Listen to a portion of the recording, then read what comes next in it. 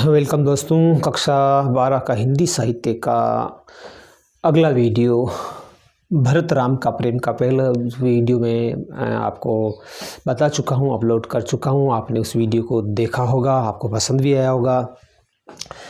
तो भरत राम का प्रेम तुलसीदास, ये जो अध्याय है, ये अध्याय उनकी कवितावली में से लिया गया है। अधिकांश साहित्य तुलसी ने अवधी भाषा में लिखा है और ये इसलिए विशिष्ट है कि क्योंकि उनकी द्वारा लिखित जो गीतावली है, उस गीतावली में ब्रज भाषा का प्रयोग हुआ है। तो ज़्यादातर हम जब तुलसी की बात करते हैं तो अवधी भाषा से उनका संबंध जोड़ते हैं, परंतु उनके कुछ साहित्य उन्होंने जो लिखा वह ब्रज भाषा में लिखा। उनमें से था उनका लिखा हुआ गीतावली।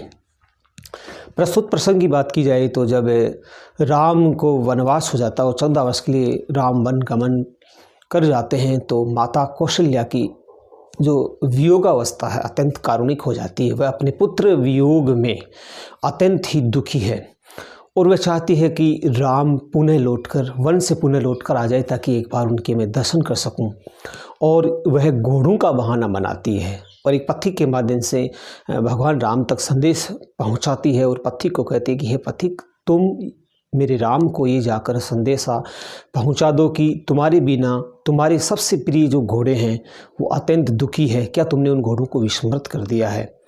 तो यहाँ माता जो कौशल्या है, माता कौशल्या घोड़ों के माध्यम से राम को वन से वापस बुलाना चाहती है। उसमें कौशल्या की जो वियोगा दशा है, वियोग की दशा में माता की क्या स्थिति है, उस स्थिति का इस पद्यांश में वर्णन किया गया। तो सबसे पहले हम कठिन शब्दार्थ लेते हैं। कठिन शब्दार्थों की बात की जाए तो राघव श्री राम के लिए राघव कहा गया है, जिसे रघुकुल रीत सदा चली आई। राघव शब्द श्री राम, ब्रर यानी श्रेष्ठ, बाजी घोड़े को कहा जाता है, घोड़े का पर्यायवाची है। बिलो की देख कर बहुरु वापिस जाना, पई प्याई दूध पिलाना। पई का मतलब होता है दूध, प्याई का मतलब पिलाना। पोखी पोस कर, अपन जो हाथ घोड़े पर हाथ या गाय या जो भी अपना पालतू पशु उसको हम जो हाथ फिराते हैं तो उसको कहते हैं पोसना।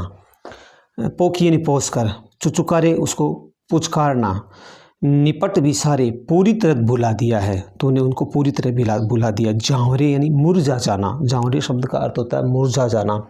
हिम मारे, पाले से मारे वे। हिम कहते हैं पाले को। अंदेशो संग, आशंका या चिंता।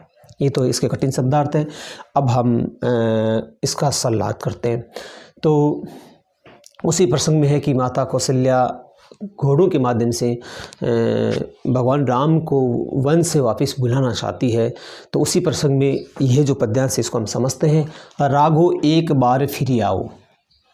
माता कौशल्या कहती है रघुवर से, भगवान राम से कि हे राघव, हे राम, एक बार तुम पुनः लौट कर आ जाओ, एक बार फिर आओ, तुम वन से एक बार पुनः लौट कर आ जाओ। ए बरबाजी बिलो की आपने बहुरो बन ही सिदाओ।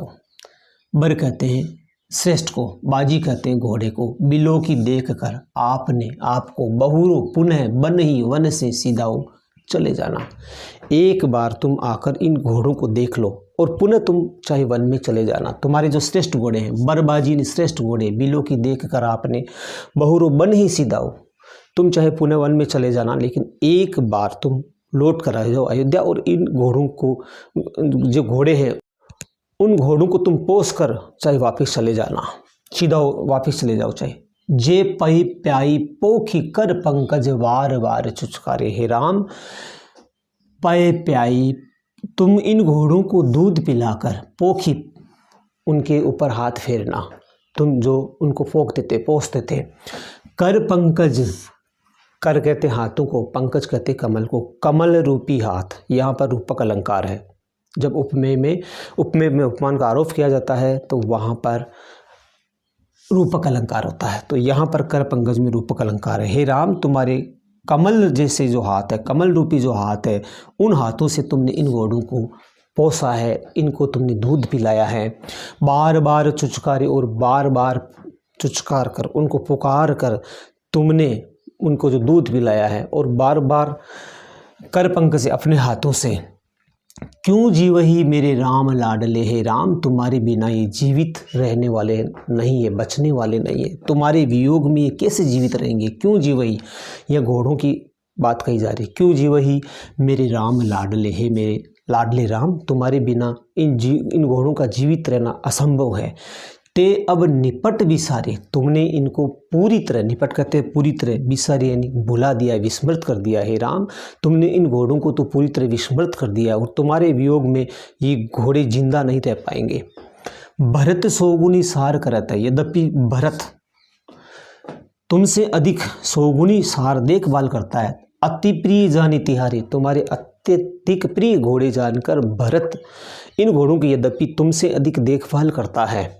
सोगुनी सार करता है, भरत सोगुनी देखभाल करता है। अति प्रिय जानी तिहारी, तुम्हारे अत्यंत प्रिय घोड़ों को समझकर भरत यद्यपि उनकी सोगुनी देखभाल करता है, सार करता है। तद्यपि दिन ही दिन होत झांवरे, मन हूँ कमल ही में मारे। झांवरे कहते मुरझा जाना, तो भी दिन ही दिन, दिन दिन प्रतिदिन यह दुर्बल होते जा रहे हैं, झांवरे होते जा रहे हैं, मुरझाते जा रहे हैं। मन हूँ कमल ही में मारे। भरत सोगुनी सार करता अति प्रिय जानी तिहारी, यद्यपि भरत तुमसे अधिक सोगुनी सार करता है, देखभाल करता है तुम्हारे प्रिय घोड़े जानकर। तथापि दिन ही जो घोड़े हैं झांवरे, इन दुर्बल होते जा रहे, मुरझाते जा रहे। कैसे मुरझाते जा रहे? मन हूँ कमल ही में मारे, जैसे पाला गिरने से कमल मुरझा जाता है, वैसे ही धीरे धीरे ये घोड़े तुम्हारे वियोग में मुरझाते जा रहे हैं। मन हूँ कमल ही में मारे, इसमें उत्प्रेक्षा अलंकार है। मन हूँ जानो जनो, अगर यह वाचक शब्द आते हैं किसी शब्द से पहले तो वह उत्प्रेक्षा अलंकार होता है, ये आपको याद रखना। जब उपमेय में उपमान की संभावना व्यक्त की जाती, कल्पना की जाती है, तो वह उत्प्रेक्षा अलंकार होता है। और मन हूँ कमल ही में मारे में उत्प्रेक्षा अलंकार है, ये आपको याद रखना है। यद्यपि दिन ही दिन होते झांवरे, मन हूँ कमल मारे। हे राम, जिस तरह से कमल पर हिमपात हो जाता है, पाला पड़ जाता है और वो दिनों दिन कमल मुरझाता जाता है, ठीक वैसे ही तुम्हारे वियोग में इन घोड़ों की स्थिति है। दिनों दिन वो दुर्बल होते जा रहे हैं, कमज़ोर होते जा रहे हैं, मुरझाते जा रहे हैं। सुनहु पथिक जो राम मिलहि बन कहियो मातु संदेशो। हे पथिक, पथिक के माध्यम से राम तक अपना संदेश पहुँचाती माता कौशल्या, और उस पथिक को कहती कि हे पथिक, अगर तुम्हें वन में राम मिल जाए तो इस माता का भगवान राम तक एक संदेश पहुंचा देना, ये संदेश पहुंचा देना। तुलसी मोही और सबहिनते इन्हीं बड़े अंदेशो, अंदेशो कहते चिंता को। माता कौशल्या कहती है कि मुझे सबसे अधिक इन घोड़ों की चिंता है कि तुम्हारे वियोग में यह दिनों दिन दुर्बल होते जा रहे हैं और तुम्हारी वियोग को ये सहन नहीं कर पा रहे हैं। इसीलिए हे राम, तुम अतिशीघ्र लौट कर आ जाओ।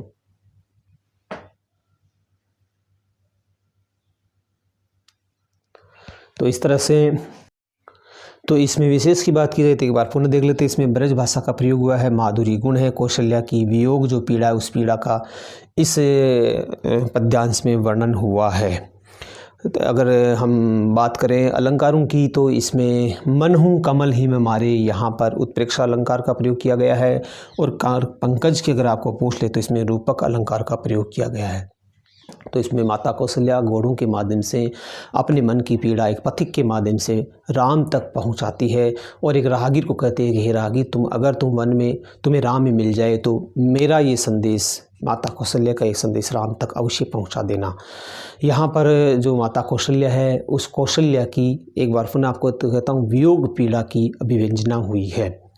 संभवतः मेरे बढ़ते हुए सब्सक्राइब को देखकर मुझे लग रहा है कि मेरी वीडियो को पसंद किया जा रहा है। आपसे भी मैं रिक्वेस्ट करता हूं कि मेरी वीडियो को लाइक और सब्सक्राइब करें ताकि मेरा मनोबल बढ़ता रहे। मैं और भी अच्छे वीडियो आपको उपलब्ध करवाता रहूँगा। थैंक यू, धन्यवाद।